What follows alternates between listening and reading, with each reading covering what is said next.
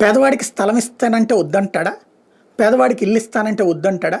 కాకపోతే ఎలాగూ ఇస్తున్నారు కదా, దగ్గరలో ఇవ్వండి అని అడుగుతారు. దగ్గరలో స్థలాలు దొరకవు, ఊళ్ళకి కొద్దిగా దూరంగానే ఉంటుంది. దానివల్ల కొంత ఆలస్యం అవ్వచ్చు, కానీ అభివృద్ధి అనేది అదే జరిగిపోతుంది.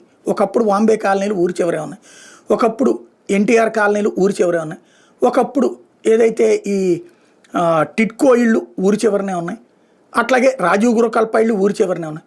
ఆ తర్వాత ఊరు దాని చుట్టూ చేరిపోయింది, తద్వారా ఊరు మధ్యలోకి వచ్చేసినాయి. ఇది మన కళ్ళెదురుగుండా కనబడ్డటువంటి వాస్తవం.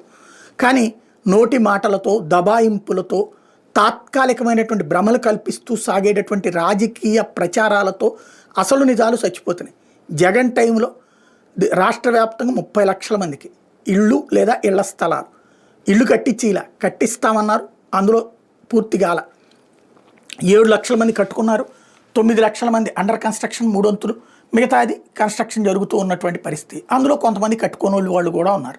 అయితే ఇక్కడ అంశం ఏంటంటే, ఉచిత క్రమబద్ధీకరణతో పేదలకి ఇద్దామని చెప్పి చూస్తే, ఏది అప్పుడే జగన్ తీసుకొచ్చింది 22A కింద ఉన్న నిషేధాలు తీసేసి ఆల్రెడీ ఉన్నటువంటి వాళ్ళకి కంటిన్యూ చేయాలన్నటువంటిది. ఇప్పుడు ఈ ప్రభుత్వం ఫస్ట్ ఆపేసి తర్వాత ఇప్పుడు కంటిన్యూ చేయడానికి పెట్టుకుంటే, అప్లికేషన్లు అడిగే పెట్టింది 11,000 మంది ఉచిత క్రమబద్ధీకరణ.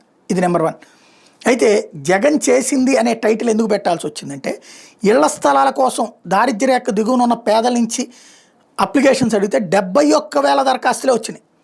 అర్హులైన వారికి పట్టణాల్లో 2 గ్రామాల్లో 3 సెంట్లు గ్రామాల స్థలాలు ఇస్తానంటే ఎందుకని తక్కువ వచ్చినాయి అంటే, 30 లక్షల మందికి అతను ఇచ్చేయడం వల్ల ఆ తర్వాత మేజర్లు అయిన వాళ్ళు, లేదా ఆ తర్వాత ఇళ్లలో నుంచి బయటకు వచ్చినటువంటి వాళ్ళు అడుగుతున్నారనమాట. అంటే అంతమందికి ఇవ్వడం వల్ల, లేకపోతే కనుక ఇప్పుడు 30 లక్షలు 40 లక్షల మంది అడుగుండేవాళ్ళు.